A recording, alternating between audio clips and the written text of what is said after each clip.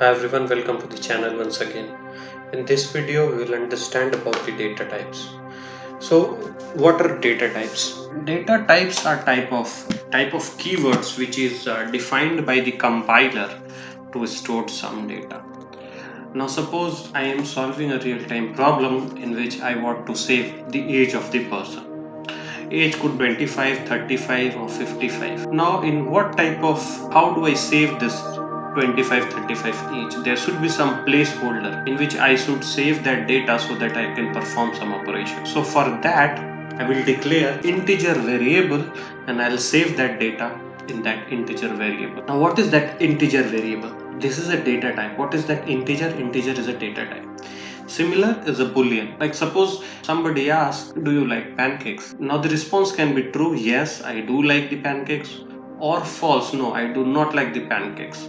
Now I have to save the response. How can I save that? I can define a Boolean variable and I can save the response in that. Now similar to that, integer, Boolean, character, float, double, short, longs, these are called primitive data type or system defined data type. So data type defined by a language is a keyword which understood by the compiler. And what are the types of this? It can be a value type and it can be a reference type. Now value types, this is, you see how much space does it take in the memory. Now byte takes 1 byte, short byte, short, unsigned, integer 4 bytes, long 8 bytes, float 4 bytes, double 8 bytes. So these are the space which this data type takes. Now suppose I have declared the double, it will take it. I have declared float, it will take 4 bytes. Now what is this 4 byte and 8 byte? Let's see.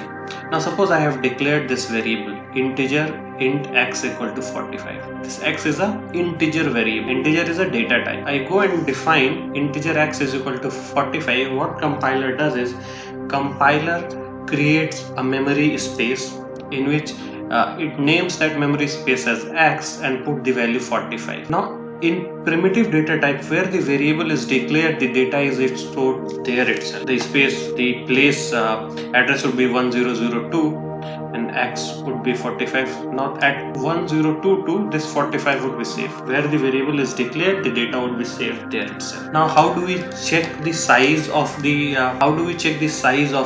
data types? Now you have the size of function. You can directly go and write the size of, you want to check the size of the boolean, you can write bool and it will throw size of the data type. So this way you can see what is the size, and this is similar to all the languages.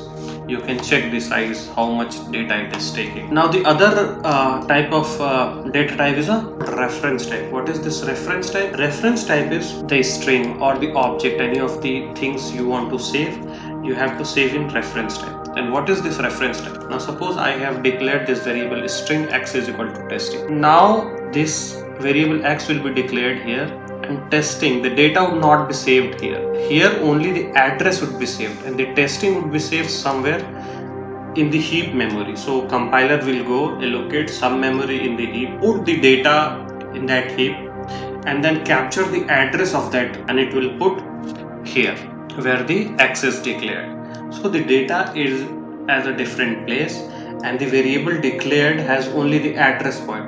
Now if you want, whenever you go and fetch the value of the data type, then compiler will go here and check x and then it will check what is the address.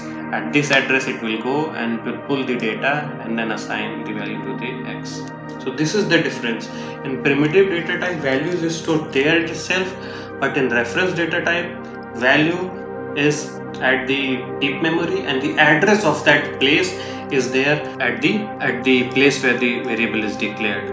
So this is the difference. Now what is a string? A string is like a combination of characters. Like character is a 1 byte, like C is a character, A is a character. If you want to save the name of the person, name can be Sumit, Rocky, Ram. So this is the combination of characters. So this you will define a variable string as name and then you will save that name in that string variable. Now if you will do that, it will be like the data, the object would be saved at a heap and the address of that heap would be saved at the variable. So this is how data types, reference type are saved and the primitive, which is value types, are saved. Now these are system defined data types, which is defined by the system. There could be user defined data types also.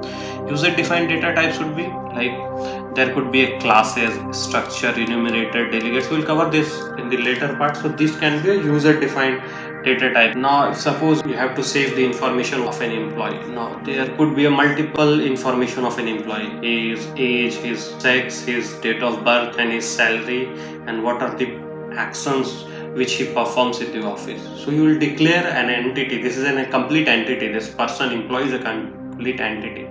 So you will make a class, you will make fields, name, age, sex, and then you will perform some actions. He performs, he go to the office, he drinks tea, he do coding. So these are the functions which the employee performs. So you will make a class, define some fields, define some variables, define some methods which he perform, and then class would be created. Now if you want to use that class, you will create an object. So what is an object? Object is an instance of class.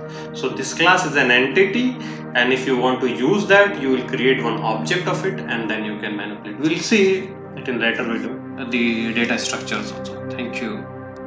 If you're liking the videos, please do subscribe to the channel. It means a lot to me, and it motivates me a lot to make more videos. Channel is in its infant stage, so your support is required for the growth of the channel. So please do like, share, and subscribe the channel. Thank you so much.